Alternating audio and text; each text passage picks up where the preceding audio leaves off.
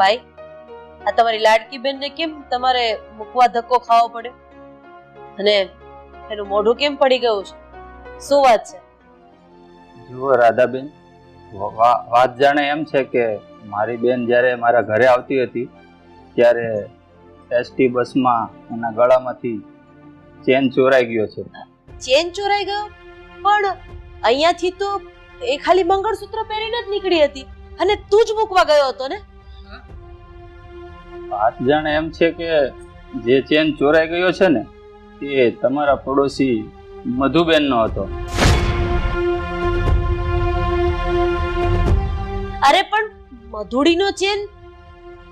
પણ તારે મધુડીનો ચેન પહેરીને જાવું તું ક્યાં? આ તારી પાસે આટલા બધા દાગીના છે તો એમાંથી પહેરીને જવાય ને.